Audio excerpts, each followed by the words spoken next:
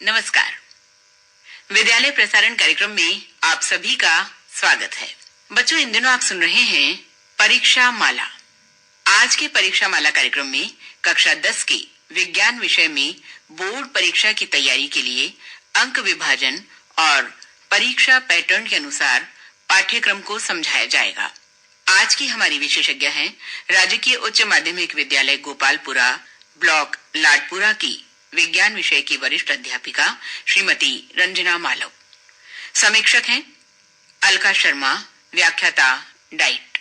सच है, विपत्ति जब आती है कायर को ही दहलाती है। सूरमा नहीं विचलित होते, क्षण एक नहीं धीरज खोते। विघ्नों को गले लगाते हैं, कांटों में राह बनाते हैं।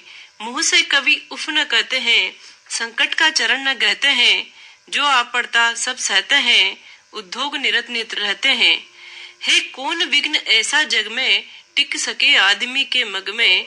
खम ठोक ठेलता है जब नर, पर्वत के जाते पांव उखड़। मानव जब जोड़ लगाता है पत्थर पानी बन जाता है। मानव जब जोड़ लगाता है पत्थर पानी बन जाता है। प्रिय विद्यार्थियों, ये पंक्तियां और भी सार्थक हो जाती है जब पूरा विश्व एक लंबे समय से कोरोना के वैश्विक संकट से गुजर रहा है। किंतु ये संकट हमें हमारे शैक्षिक लक्ष्य से विचलित नहीं कर सकता। राज्य सरकार, शिक्षा विभाग आपकी सुरक्षा को मद्देनजर रखते हुए आप सभी के भविष्य को उज्जवल बनाए रखने और आपके अध्ययन अध्यापन शिक्षण की व्यवस्था को सुचारू रखने के लिए लगातार प्रयत्नशील है। स्कूल कई दिनों से बंद होने के पश्चात भी नवीन तकनीक के माध्यम से स्माइल कार्यक्रम के द्वारा शिक्षा तक आपकी पहुंच बनाए हुए है। प्यारे बच्चों, आप सभी को बोर्ड परीक्षा के लिए अग्रिम ढेरों शुभकामनाएं। बच्चों, बोर्ड परीक्षा ही नहीं बल्कि लोकल परीक्षा में भी प्रश्न पत्र की योजना और ब्लूप्रिंट के आधार पर अध्ययन जरूरी होता है। परीक्षा के लिए सही दिशा में योजना या प्लानिंग परीक्षा में सफलता के नए आयाम स्थापित करती है। एक अच्छी योजना हमें निरर्थक परिश्रम और समय के अपव्यय से बचाती है।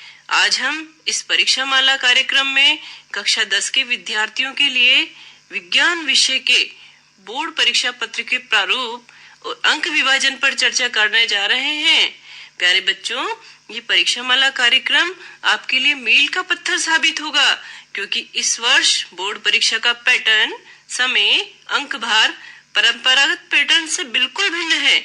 इसलिए प्यारे बच्चों, इस परीक्षा माला कार्यक्रम को ध्यान से सुनिए। परीक्षा, और वो भी बोर्ड परीक्षा नहीं बच्चों, डरने की आवश्यकता बिल्कुल भी नहीं। अगर हम किसी भी परीक्षा का सामना पूर्ण तैयारी, आत्मविश्वास और दृढ़ता से करेंगे तो हम सफल जरूर होंगे।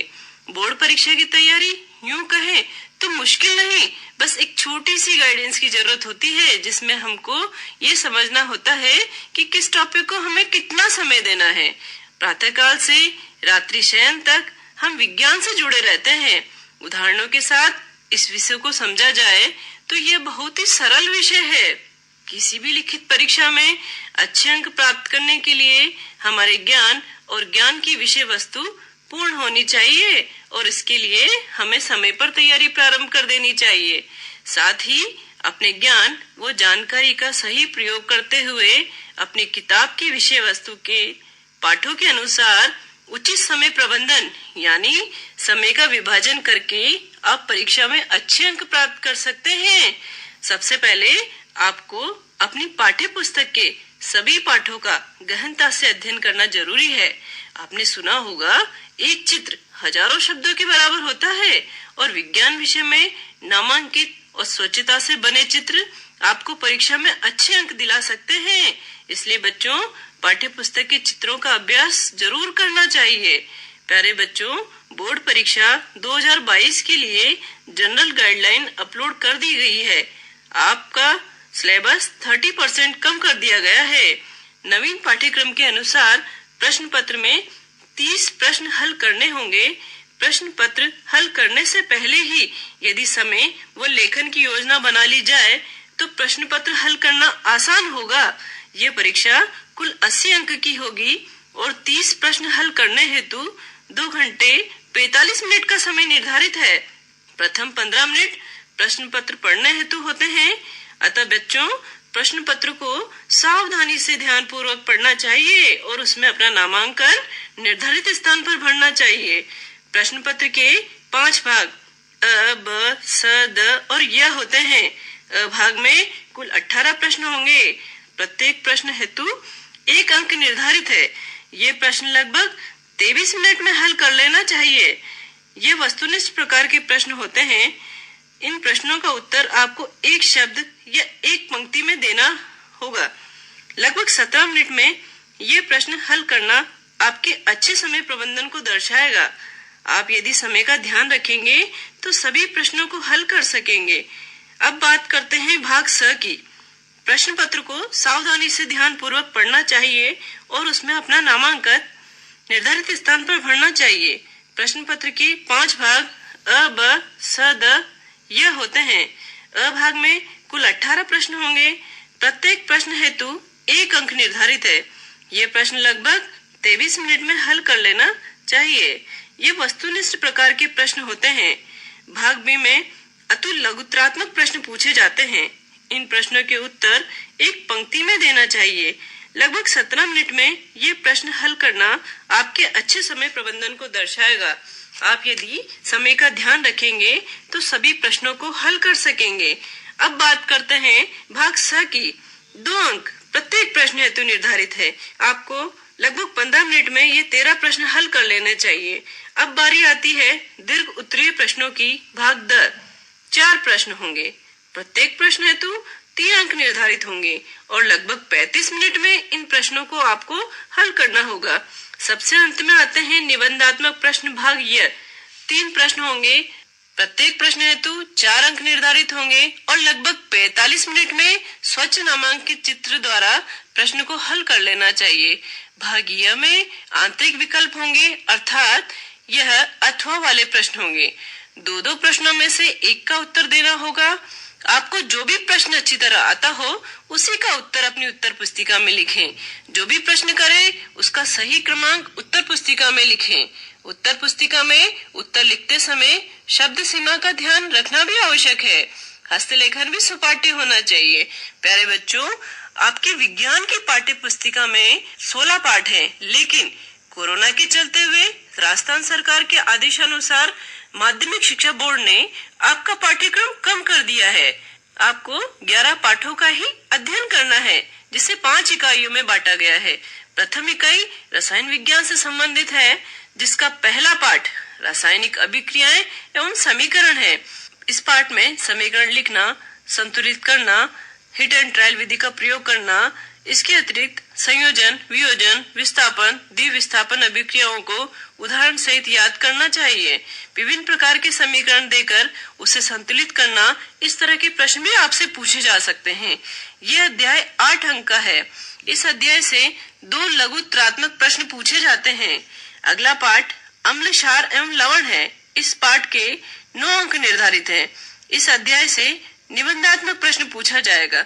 सन 1909 में सोरेनसन नामक वैज्ञानिक ने पीएच स्केल बनाई, अर्थात हाइड्रोजन आयनों की सांद्रता का ऋणात्मक लॉगरिथम। यहाँ पी जर्मन शब्द पुंसांश अर्थात शक्ति का सूचक है। हाइड्रोजन आयनों का पीएच यदि 7 है तो पदार्थ उदासीन होगा, और यदि 7 से कम तो अम्लीय तथा 7 से अधिक और 14 से कम तो विलयन क्षारीय प्रकृति का होगा। दैनिक जीवन में सोडियम क्लोराइड, विरंजक चूर्ण, सोडियम बाइकार्बोनेट आते हैं।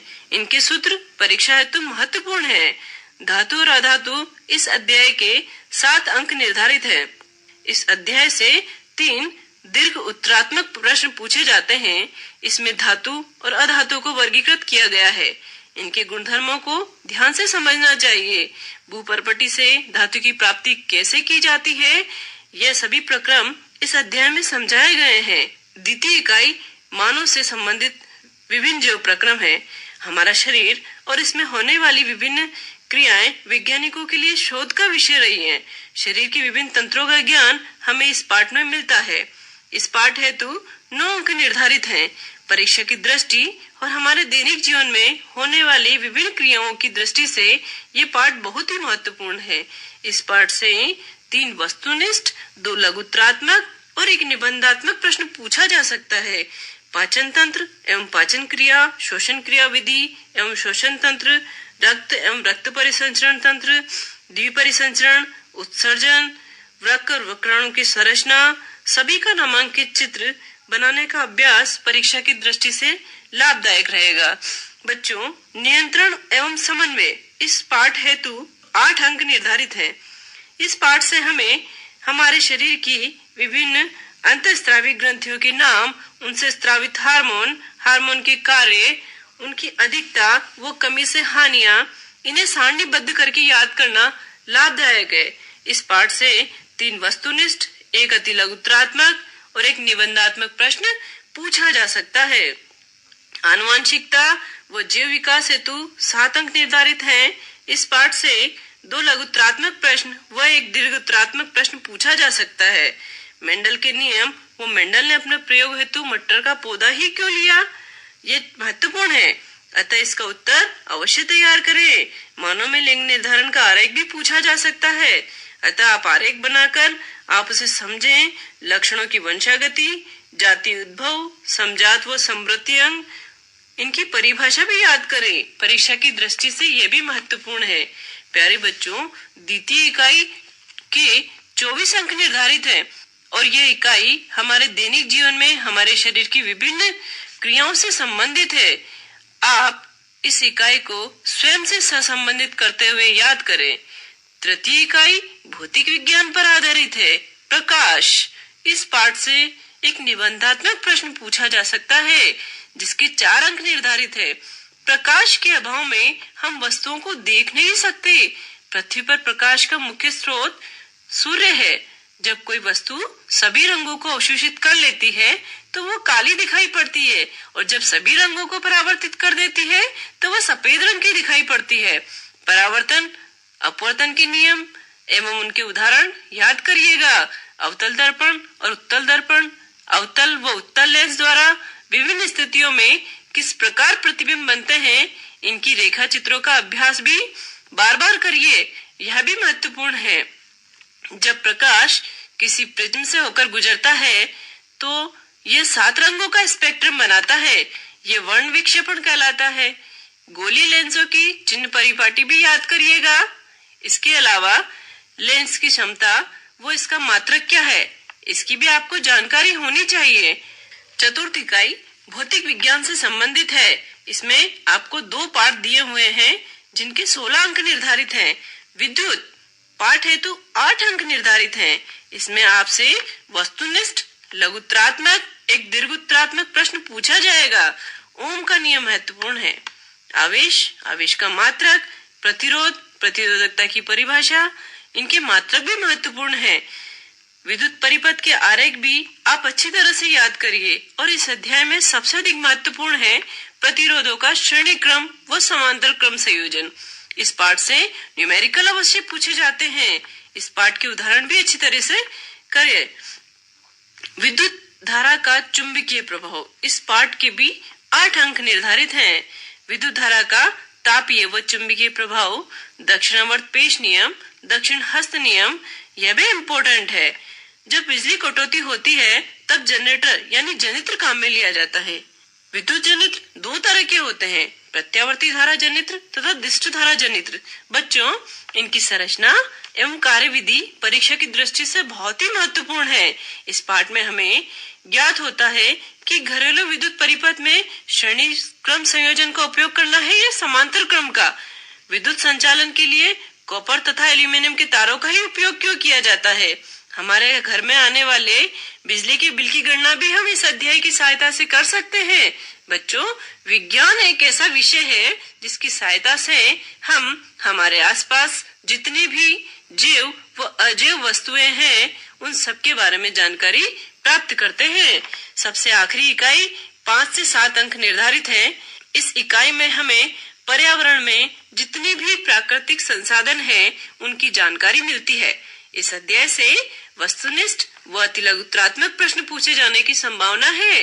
मनुष्य के प्रत्यक्ष या अप्रत्यक्ष रूप से उपयोग में आने वाली हर वस्तु संसाधन कहलाती है।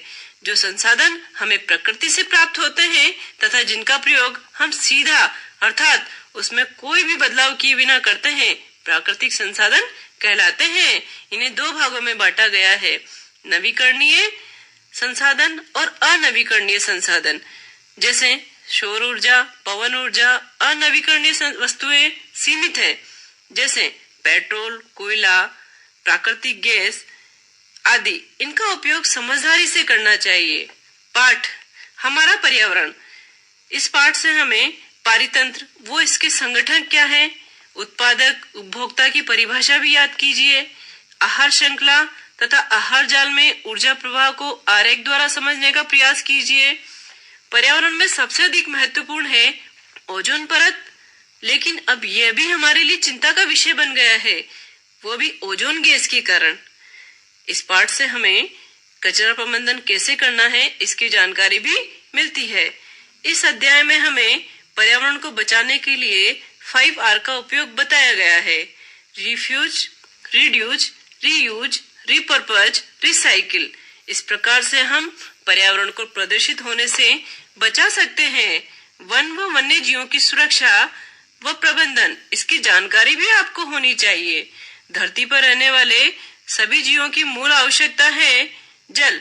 संसाधन के रूप में जल का महत्व, जल चक्र के बारे में आपको जानकारी होनी चाहिए। जल संग्रहण कैसे किया जाए इसकी जानकारी भी आपको इसी अध्याय में मिलती है। प्यारे बच्चों, परीक्षा एक सरल व सहज प्रक्रिया है, इसलिए आप भी सहज रहें। किसी भी प्रकार का तनाव, भय, निराशा, बोझ अपने ऊपर ना रखें। आपको सामान्यतया एक ही उत्तर पुस्तिका दी जाती है, ऐसे में आप उत्तर शब्द सीमा में ही देवे। उत्तर पुस्तिका में कोई संकेत या चिन्ह नहीं बनावे। माध्यमिक शिक्षा बोर्ड द्वारा जारी मॉडल प्रश्न पत्रों को हल करना चाहिए, जिससे समय सीमा में प्रश्न पत्र हल करने के साथ हमें कमजोर पक्ष को पहचानने में मदद मिलेगी।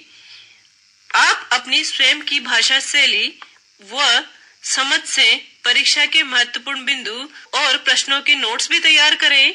आप इन्हें परीक्षा पूर्व कम समय में भी दौरान कर सकते हैं। प्यारे बच्चों, आप अपनी बोर्ड परीक्षा की तैयारी पाठ्य पुस्तक, अपने गुरुजन, स्वयं एवं परीक्षा में अल्लाह वार्ता के अनुसार करें।